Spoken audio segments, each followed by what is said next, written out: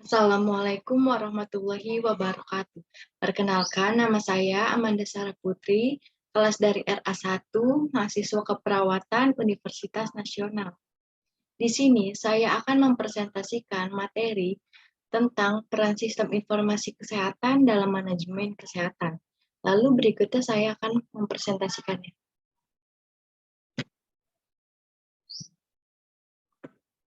Peran sistem informasi kesehatan dalam manajemen kesehatan. Definisi tentang Sistem Informasi Kesehatan.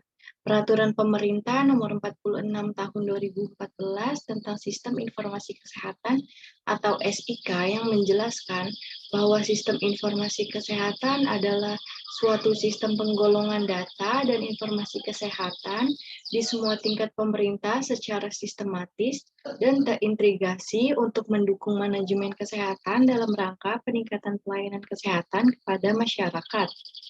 Lalu selanjutnya, sistem informasi kesehatan bertujuan untuk mengembangkan sistem informasi kesehatan yang komprehensif, berhasil guna, dan berdaya guna dalam mendukung pembangunan kesehatan, mencapai masyarakat sehat yang mandiri dan berkeadilan.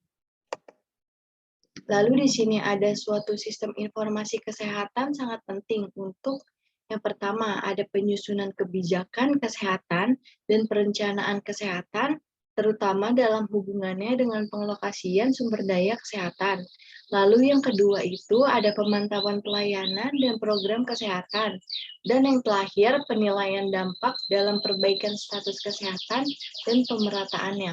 Lalu selanjutnya, manajemen kesehatan. Manajemen kesehatan adalah suatu kegiatan atau suatu seni untuk mengatur para petugas kesehatan dan non-petugas kesehatan guna meningkatkan kesehatan masyarakat melalui program kesehatan. Manajemen kesehatan masyarakat adalah penerapan manajemen umum dalam sistem pelayanan kesehatan masyarakat, sehingga yang menjadi objek dan sasaran manajemen adalah sistem pelayanan kesehatan masyarakat, menurut Noto Mojo 2003. Lalu fungsi manajemen itu yang pertama ada planning atau perencanaan. Planning atau perencanaan adalah sebuah proses yang dimulai dengan merumuskan tujuan organisasi sampai dengan menetapkan alternatif kegiatan untuk tercapainya. Lalu yang kedua itu ada organizing atau perorganisasian. Adalah rangkaian kegiatan manajemen untuk menghimpun semua sumber daya atau potensi yang dimiliki oleh organisasi dan memanfaatkannya secara efisien untuk mencapai tujuan organisasi. Lalu yang ketiga itu ada actuating. Actuating adalah proses bimbingan kepada staf agar mereka mampu bekerja secara optimal dan menjalankan tugas-tugas pokoknya sesuai dengan keterampilan yang ia miliki. Lalu yang terakhir itu ada contouring atau monitoring. Adalah proses untuk mengamati secara terus-menerus pelaksanaan kegiatan sesuai dengan rencana kerja yang sudah disusun dan mengadakan koreksi jika terjadi penyimpangan. Lalu selanjutnya, di sini ada 3 jenis manajemen kesehatan. Yang pertama itu ada manajemen pasien atau klien. Manajemen pasien atau klien adalah memberikan pelayanan kesehatan kuratif, preventif, dan promotif yang bermutu kepada pasien dan klien, baik di tingkat pelayanan kesehatan dasar maupun di tingkat pelayanan kesehatan rujukan. Lalu yang kedua itu ada manajemen unit kesehatan. Manajemen umum dari suatu unit kesehatan adalah untuk memberikan pelayanan kesehatan terhadap suatu penduduk tertentu di dalam wilayah kerja pelayanannya dengan sumber daya yang ada. Lalu yang terakhir itu ada manajemen sistem kesehatan.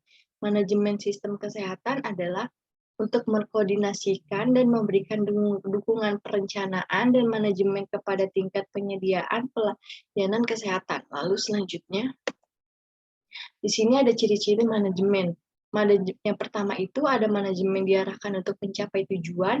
Lalu yang kedua itu ada manajemen sebagai proses perencanaan, pengorganisasian, penggerakan, pelaksanaan, dan pengawasan. Lalu yang ketiga itu tersedia sumber daya seperti manusia, material, dan sumber lainnya. Lalu yang keempat itu ada mendaya gunakan atau menggerakkan sumber daya tersebut secara efisien dan efektif. Lalu yang terakhir itu terdapat orang yang menggerakkan sumber daya tersebut atau manajer.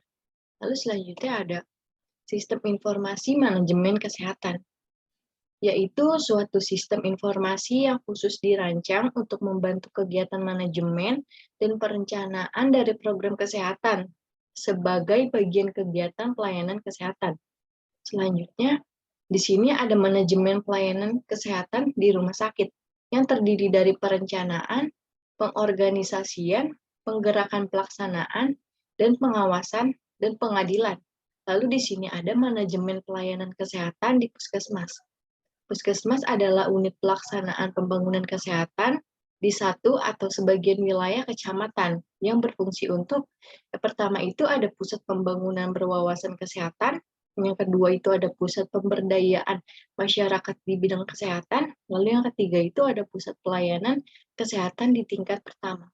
Selanjutnya, lalu di sini ada implementasi manajemen pasien pada aplikasi sistem informasi kesehatan. Yang pertama itu ada registrasi pasien yang meliputi pendaftaran pasien maupun baru atau pasien lama.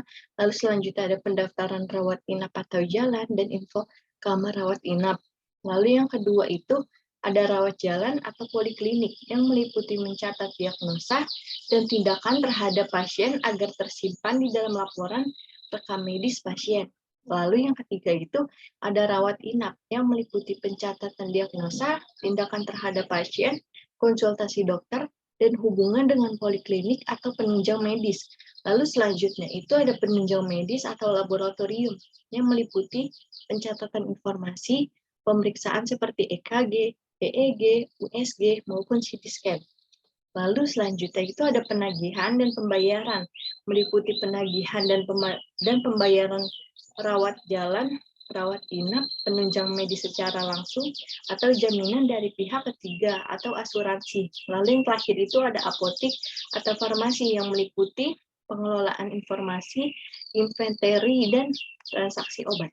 Selanjutnya, demikian presentasi dari saya. Mohon maaf.